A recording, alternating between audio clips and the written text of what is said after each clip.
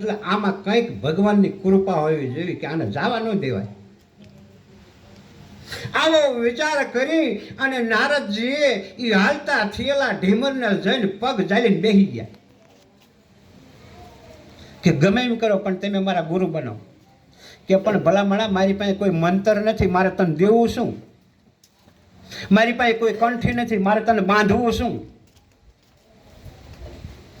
કે મારે કંઠીની જરૂર નથી, મારે કોઈ મંત્રની જરૂર નથી, પણ એક ખાલી તમે જો એટલું બોલી જાઓ કે તું મારો શિષ્ય ને હું તારો ગુરુ, એમ કહીને એક માથે હાથ તો મૂકો.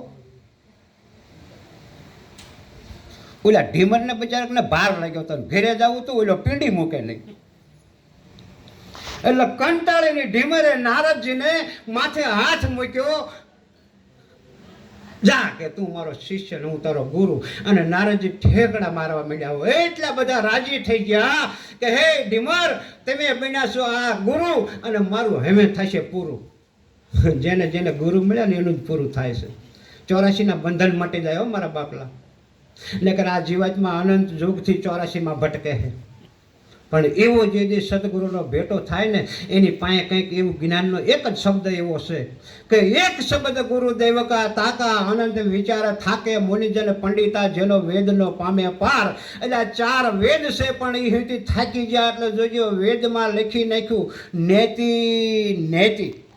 એ અહીંથી એમ સમજ્યા નથી. એથી સમજવું હોય ને તો 5મા વેદની જરૂર પડે. અને 5મો જે વેદ છે એનું નામ સૂક્ષ્મ વેદ, અને સૂક્ષ્મ વેદ ક્યાંય લખેલો નથી. નારદજીને બહુ આનંદ થયો. ઢીમર માથે હુંડલો લઈ ઘરે ગયો. નારદજી નદીએ જઈ સ્નાન કર્યું. ઘરે જઈ નવા કપડાં પહેરી અને સત્સંગ સભાની અંદર જવા માટે નારદજી નીકળ્યા. વિષ્ણુ ભગવાનને ખબર પડી હશે. જ્ઞાની પુરુષો રોજે રોજ જે સત્સંગ સભાની અંદર આવતા એ આવી અને પોતપોતાના આસને બેઠા. અને જ્યાં વિષ્ણુ ભગવાને આવી અને સત્સંગની શરૂઆત કરી અને ત્યાં નારદ મુનિ આવ્યા. એ નારદ મુનિએ દરવાજામાં પગ દીધો અને વિષ્ણુ ભગવાનની દ્રષ્ટિ જ્યાં નારદજી ઉપર પડી અને વિષ્ણુ ભગવાન પોતાના સિંહાસન ઉપરથી ઊભા થઈ ગયા. વિષ્ણુ ભગવાનને પહેરવાની જે ચાખડી હતી પડી રહી. વિષ્ણુ ભગવાનને ખંભે જે પામરી હતી અડધા ફળિયે જઈને પડી જઈ. આવા 2 દાખલા છે આપણા ભારતમાં. એક દાખલો સુદામાનો. એ સુદામા દરવાજે પડ્યા હતા અને કોઈએ જઈને હમાસર દીધા કૃષ્ણને કે હે કૃષ્ણ, કોઈ ગરીબ માણસ છે, પહેરવા સારા કપડાં નથી, આપણા દ્વારિકાના દરવાજે બેઠો છે અને દરવાજે બેઠેલા માણસો અંદર આવવા દેતા નથી. અને એ ગરીબ માણસ એમ કહે છે કે મારે કૃષ્ણને મળવું છે અને જો મને અંદર જવા ન દો ને ભૂખ્યો અને તરસ્યો કદાચ જો હું અહીંયા મરી જાઉં તો કોક જઈને કૃષ્ણને કહેજો કે પોરબંદરનો બ્રાહ્મણ અને તમારો મિત્ર અને સુદામા એનું નામ, આટલું જો તમે કહેશો ને તોય મરેલા શરીર ઉપર મારો કૃષ્ણ આહુડા પાડશે. આટલા શબ્દો જ્યારે બોલ્યા અને એમાં એક ભાઈને દયા આવી અને એને જઈ અને કૃષ્ણને સમાચાર આપ્યા કે પ્રભુ, ગરીબ બ્રાહ્મણ છે, તમને મળવા માગે છે, દરવાજે ઊભો છે પણ અંદર આવવા દેતા નથી અને એનું નામ સુદામા છે. અને સુદામા એવું નામ જેથી કૃષ્ણે સાંભળ્યું હતું તેથી પગરખા પહેરવા નતા રહ્યા. જેની પગની ચાખડી કહેવાય નથી પહેરી અને ખંભે જે એને પિતાંબરી હતી એ પણ વાટે પડી ગઈ હતી. તો એક પ્રસંગ એનો અને આજ બીજો પ્રસંગ વિષ્ણુનો.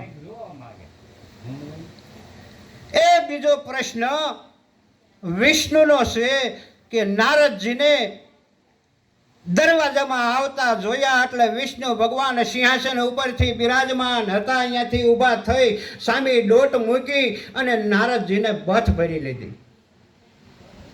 બથ ભરી અને નારદજીને કહેવા લાગ્યા કે હે નારદ, આજ તો તમે ગુરુ કરાવીને આવ્યા ને, પણ જેવું માલપા ભર્યું હોય એવું નીકળે. જેના દેહની અંદર સારું ન ભર્યું એ સારું ન નીકળે.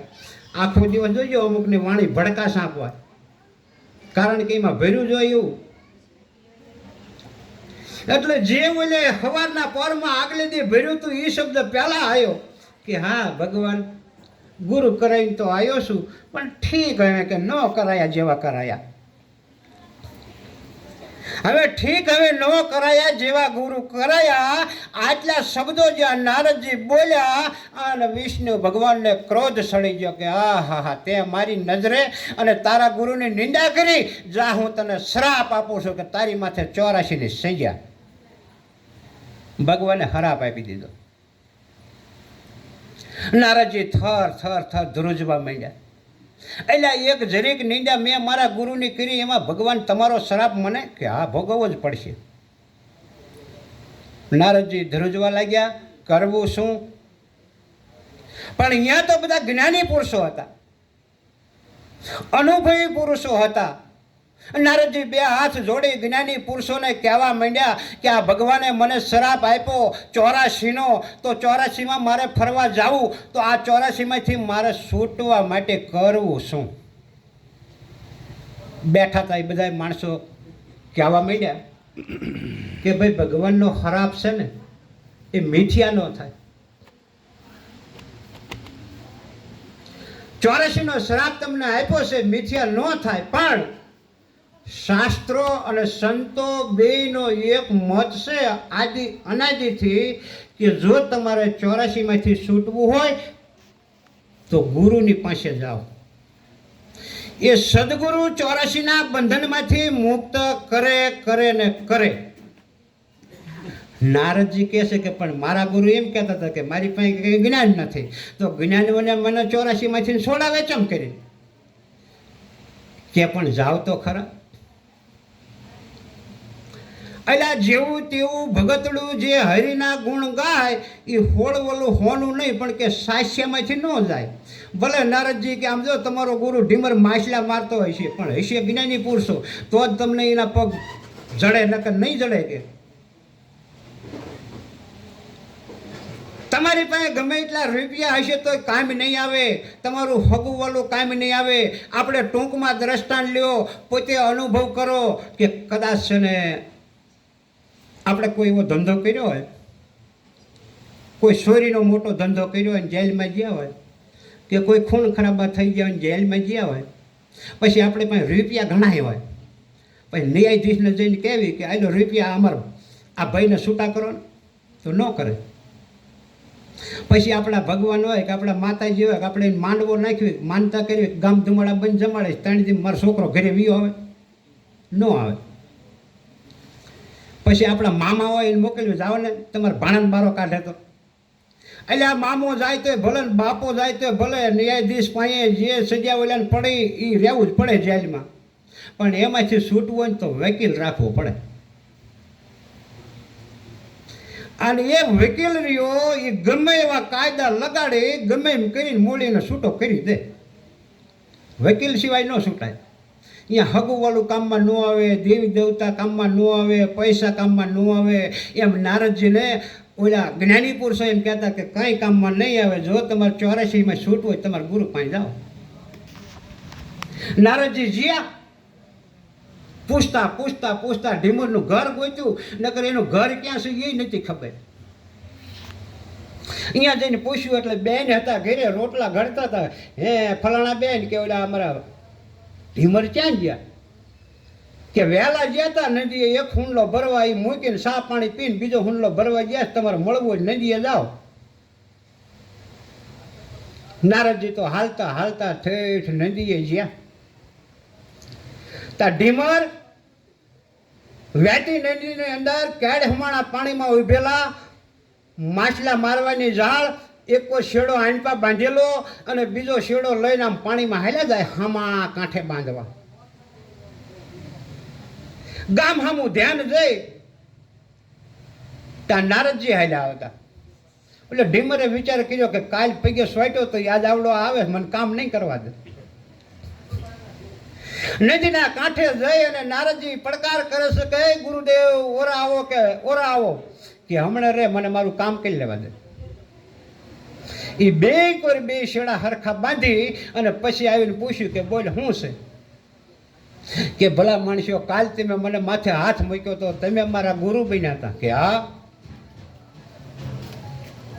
હું કે વિષ્ણુ ભગવાનની સભામાં ગયો, ભગવાને મને બથમાં લીધો, પણ જરીક તમારી નિંદા કરી કે મેં ગુરુ કરાયા છે, પણ કે ન કરાયા જેવા કરાયા એમાં ભગવાને શ્રાપ દીધો છે, તો મને આ 84ના શ્રાપમાં છોડાવો. કે ના, હું ન છોડાવું. એટલે હું તેમાં તને કાલ કહેતો હતો કે તારા ગુરુ કરાવવા હોય તો ચક બીજે કરાવી લે, મારી પાસે કાંઈ જ્ઞાન નથી. તોય તું માન્યો નહીં. કે પણ મેં બધાને અહીંયા પૂછ્યું એટલે સંતો અને શાસ્ત્રો બધાનો મત છે કે સદગુરુ સિવાય કોઈ જીવાત્માને 84ના બંધન છોડાવી શકે નહીં. હવે નારદજી અને ઢીમરને જ્યાં 5 મિનિટ આવી વાત હાલી અને ત્યાં એ ઢીમરના વિચાર ફર્યા. જોજો, વિચાર ફેરવવા વાળો કુદરત છે. મારા અને તમારા જે વાળને કાળા હતા ધોળા કરવાની કુદરત છે. એ કુદરતનો જે ખેલ છે ને એ પાદરો સમજાયો નથી. હું અને તમે આમ જમીનમાં દાણા નાખીને આવો ને પછી આડાઈ જાય ને ઊભાઈ જાય ને તરાવા જાય, પણ આમ ઊભો કોટો બારો લાવવો ને એ કુદરત છે. એ કુદરત જ્ઞાનથી અનુભવાય છે કે આવડા આન કહેવાય. એવો જે કુદરત છે અને એની કળાને કોઈ પાર પાયમાં નથી, અને એ કળાને વિષ્ણુ ભગવાન જાણતા હતા. એટલે આ ઢીમરના વિચાર ફર્યા અને કહેવા માંડ્યા કે તને શરાપ આપ્યો? કે હા. કે તો હાલ વિષ્ણુ ભગવાન પાસે બેજ આવી. જો કે હું અંદર નહીં આવું, કારણ કે હું ઢીમર છું, મને અંદર આવવાનો દે. હું કોઈ દી આવ્યો નથી, હું બારો ઊભો રહીશ. પણ તારે જઈને એટલું જ કહેવાનું કે હે ભગવાન, 84 એટલે શું? મને 84નો શ્રાપ આપ્યો છે, તો થોડોક નકશો બનાવી દો એટલે મને ફરવા જાવ એને ખબર પડે. ગુરુ અને શિષ્ય બે વિષ્ણુના દરવાજે આવ્યા. જ્યાં નારદજી અંદર આવે છે વિષ્ણુ ભગવાનને પૂછવા, ત્યાં વિષ્ણુ ભગવાન નારદજીને કહેશે કે હે નારદ, નીકળ, બારો નીકળ. મેં તને શ્રાપ આપ્યો છે 84માં ફરવા જવાનો, અને અહીં કેમ આવ્યો? પ્રભુ માફ કરજો, એટલા માટે જ હું આવ્યો છું. તમે મને શ્રાપ આપ્યો એ બરાબર? કે હા. મારે ફરવા જવાનું? તા કે હા. પણ 84 કહેવાય કોને એ જ મને ખબર નથી. થોડોક નકશો બનાવી દો તો મને ખબર પડે. ત્યાં જો ભગવાનના વિચાર હાથ ફેરી ગયા. એટલે હા હો કે નારદ, તારા આ વિચાર સારા છે, ત્યાં વાત બરોબર કરી, મુદાની. મારે તને નકશો બનાવી દેવો પડે, નકર તને ક્યાં જ ખબર પડે 84 ક્યાં જવું. તરત વિષ્ણુ ભગવાન એક મોટો કાગળ લાયા, સહીનો ખડીયો લાયા, અને કોરા કાગળની અંદર ખડિયામાં પીસી બોળી બોળી અને આ 84 ચિતરવા માંડ્યા. જોજો, ભણેલા